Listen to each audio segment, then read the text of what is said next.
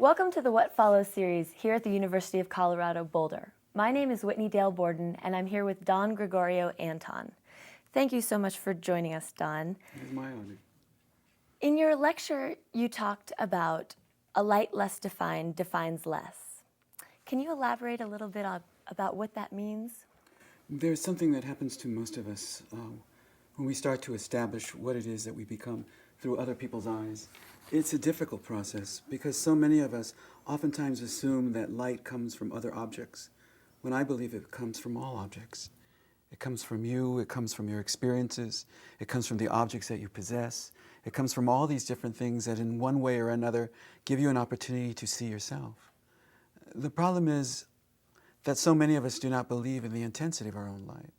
So if it is not defined well, it does not get a chance then to define itself amongst the things that we are. This is the hard part.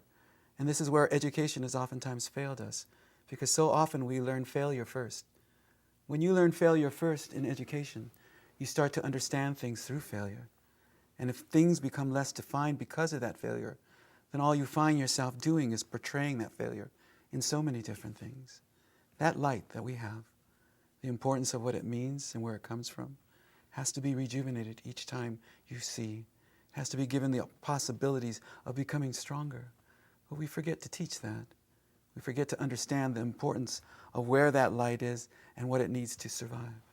I see. And do you think that failure that you're talking about is a necessary part of working towards making an art piece? The art will always come from whatever it is that you're experiencing. You hope. Not unless the student has been trained to go ahead and believe that ultimates exist. And so far, what I have oftentimes seen with so many students is they try to make art that looks like art. The sad thing about that then is that we tend to duplicate. That constant form of duplication creates a certain self-sense of security. And that security then tends to go ahead and be shared amongst individuals. But those individuals who know that indeed so much of the art-making process is based on failure in order to succeed are not afraid of failure. They understand it as an integral part of what they create. It then becomes something that they control. The failure doesn't control them. All the things that indeed are associated to then that particular opportunity becomes tools that one can fashion. The biggest problem that I think most students have, and for those of you who are actually listening to me who are students, I hope you will realize one thing. I hope you will understand that the tools that you are meant to have are not the ones that someone will give you, nor will they be the ones that indeed you will be able to buy or lease from anyone else. The tools that will only be important to you and will only give you the opportunity to grow further are the ones you make yourself. The tools that are necessary for you to be able to go ahead and find yourself in what it is that they are and what they mean. Schools oftentimes assume that if they give you the right tools, you will succeed. But it's their tools. What you need to find, if you want to give yourself the chance to understand where you come from, what you believe in, is to understand your own tools. Those tools then will give you an opportunity to realize how important it is to find that process within you. And in doing so, you'll realize that they're yours, that nobody gave it to you, that you fashioned it out of all the fear and love and hatred, all the limitations, all the things that in some ways find yourselves maybe again looking for someone else's tool to make the reason to make your art. But when you have that tool and you know it's yours, you know that no one else could actually make it for you. And there you start to feel more confident in making what is ultimately yours. You talked about fashioning that tool out of that fear and confronting fear as a way of approaching your work. Do you feel like that fear is an integral part of your own work, your pieces, or do you think that that's something that is supposed to be for students to be learning to work? Well, the thing is that we really want to make sure that the student realizes that every single part of you is that tool, not just your fear. Fear is just a human response. It oftentimes will come when you think the teacher doesn't necessarily think you're that good. It comes when you think that you look at your other classmates and they're getting good critiques and you're getting a 45-second rehearsal of what someone said the last time that the work wasn't good. really that whole situation of what our humanness is and how it works into our work is where the challenge is for all of us. This is the difficulty, that we don't necessarily rely on our own experiences. We tend to want to go ahead and trade those experiences for something which we think is positive. Great work rarely ever kind of emerges from the positive.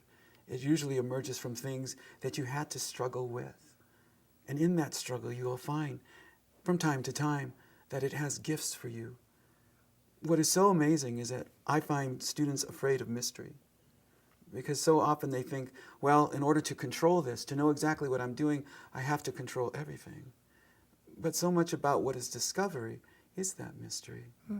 There's no mystery that surrounds any of us that doesn't contain us as a vital part of its unfolding. But unless you believe that, and unless you've been given the option to discover what is important to you, you may never trust in your discoveries. You may always think that there's someone else's discoveries. And until you find out what yours is, you'll never ever really feel confident in venturing towards those things that are meant ultimately for you to find. It's apparent that teaching is such an important part of your life, and I'm interested in how that relates to your work and how that fuels your work, comes through in your work. Can you talk at all about that? I love my students. They're amazing human beings. They are my best teachers. They have taught me so much. Student knowledge is the beginning of the world's wisdom. And if we were to give students enough of that in their beliefs and in their thinking, I believe we would see so much more happen in the classrooms. So much of what so many individuals oftentimes think is that, oh, well, I get a bunch of students in my class and I have to teach to them instead of learn with them. Learning with your students means that you're open to the energy that they have, that you're open to indeed what they will find and what indeed you can share with them. But I think a lot of times, again, teachers know more about what they teach than who they teach. And for me, it has always been such a great joy to see in their eyes their excitement, to see that they have uncovered something that is uniquely part of their own experience. And for that, I become very inspired. So when I walk into a classroom, I always try to remind them that there is something more important than what I have to say. It's what they have to bring and share with me. And if that can always happen, then teaching never becomes boring. It's never a situation for me that I ever feel like I go to work. I always feel like I'm going someplace where indeed there is this great gift waiting for me. So I look forward to it every day. Yes.